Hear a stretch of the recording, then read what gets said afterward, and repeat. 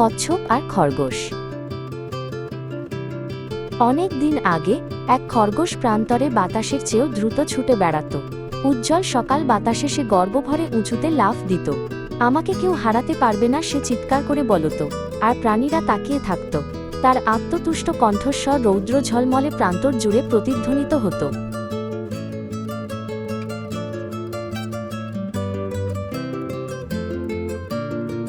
একই প্রান্তরে এক কচ্ছপ ধীরে ধীরে ধৈর্যের সঙ্গে এগিয়ে যেত।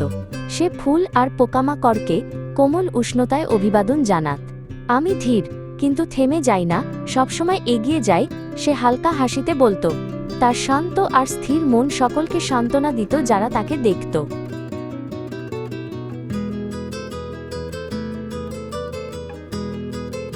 একদিন খরগোশ জোরে হেসে কচ্ছপকে উপহাস করল। তুমি খুব ধীর, তুমি কখনোই আমাকে হারাতে পারবে না, সে ঠাট্টা করল। তার হাসির শব্দে পাখিরাও উড়ে পালাল, কিন্তু কচ্ছপ তার কোমল হাসিটুকু অটুট রাখল।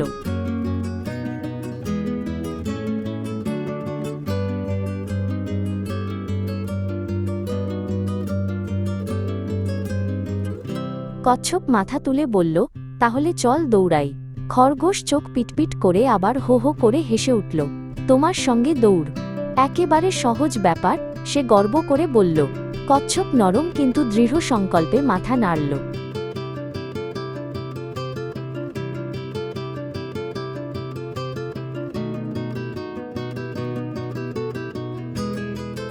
দৌড়ের খবর দ্রুত প্রান্তর জুড়ে ছড়িয়ে পড়ল। গর্ত আর ডালপালা থেকে উত্তেজিত প্রাণীরা এসে জড়ো হল। উষ্ণ বাতাস কৌতূহল ও বিস্ময়ের ফিসফিসানি বয়ে আনল। সবাই ভাবতে লাগল, জিতবে কে, দ্রুততা নাকি নিয়মিত প্রচেষ্টা?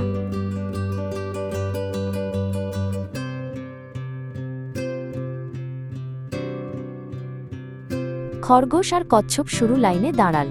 এক জ্ঞানী বুড়ো পেঁচা তার ডানা তুলে দৌড় শুরুর সংকেত দিল। প্রস্তুত, সতর্ক, শুরু! প্রান্তরে প্রতিধ্বনি তুলল, আর দৌড় শুরু হলো উচ্ছ্বাসে ভরা মুহূর্তে।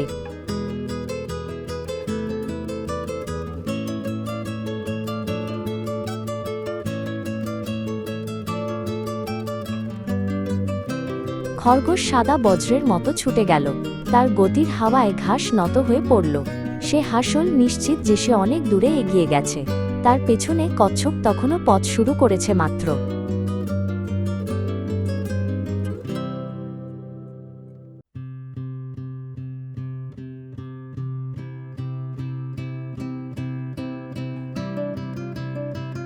কচ্ছপ কোমল কিন্তু স্থির ছন্দে এগোতে লাগল। সে সামনে থাকা পথটুকুই মনোযোগ দিয়ে দেখছিল। পাখিরা তার খোলসের ওপরে থেকে নরম সুরে উৎসাহ দিচ্ছিল। সে সামান্য মাথা নাড়ল, তাদের সমর্থন গ্রহণ করল।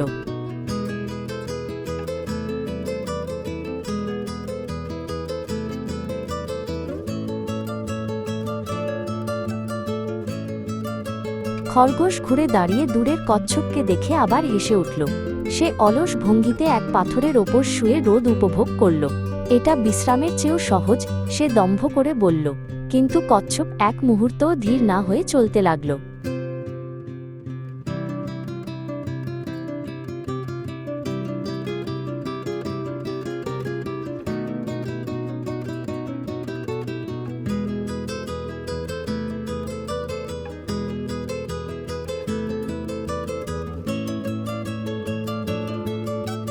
খরগোশ এক ছায়াময় গাছের নিচে শুয়ে পড়ল।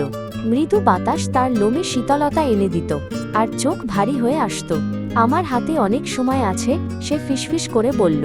শীঘ্রই সে গভীর, অসাবধানী ঘুমে তলিয়ে গেল।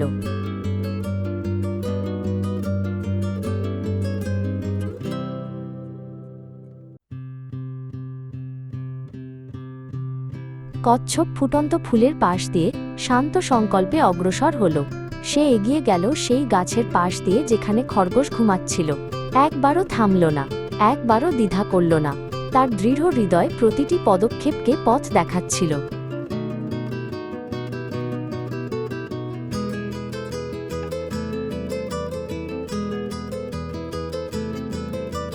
প্রাণীরা তাকিয়ে দেখল কচ্ছপকে।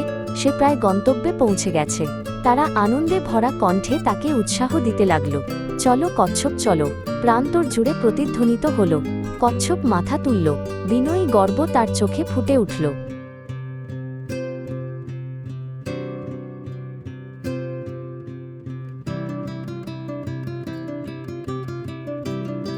শেষ ধাক্কায় কচ্ছপ গন্তব্যরেখা পেরিয়ে গেল। প্রান্তর আনন্দধ্বনিতে গর্জে উঠল। এত শান্ত স্বভাবের কোনো প্রাণী কখনো এত বড় জয় পায়নি। কচ্ছপ গভীর শ্বাস নিল, শান্ত গর্বে ভরে উঠল তার মন।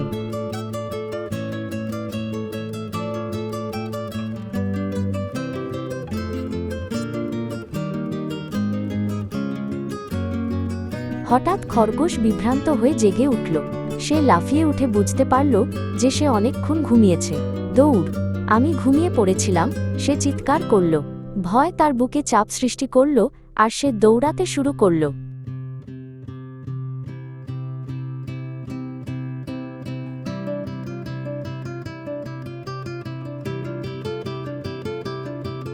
খরগোশ জীবনে কখনো এত দ্রুত দৌড়ায়নি।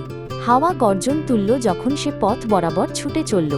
উদ্বেগে তার হৃদস্পন্দন দ্রুত হয়ে উঠল, কিন্তু মনে মনে সে বুঝতে পারল হয়তো অনেক দেরি হয়ে গেছে।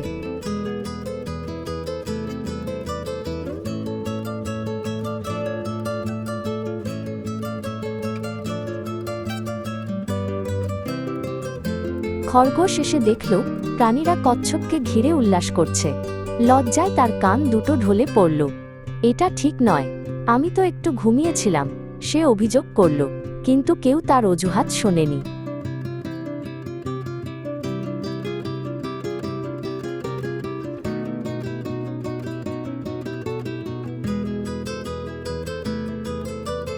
কচ্ছপ নরম পায়ে খরগোশের কাছে এগিয়ে এল।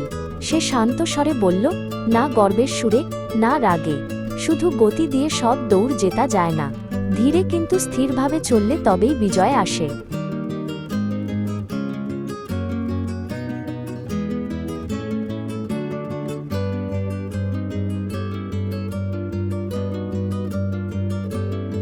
খরগোশ চোখ নামিয়ে নিজের ভুল বুঝতে পারল। সে স্মরণ করল যেসব দিনে সে অন্যদের উপহাস করেছিল। নীরব বিষণ্ণতা তার হৃদয় ভরে দিল। তবু সে জানত সে আরও ভালো হতে পারে।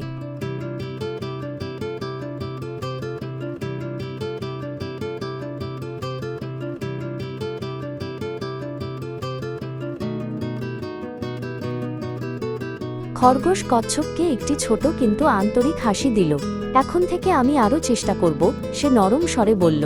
কচ্ছপ উষ্ণ সমর্থনে মাথা নাড়ল। প্রান্তর আবার প্রশান্তিতে ভরে উঠল।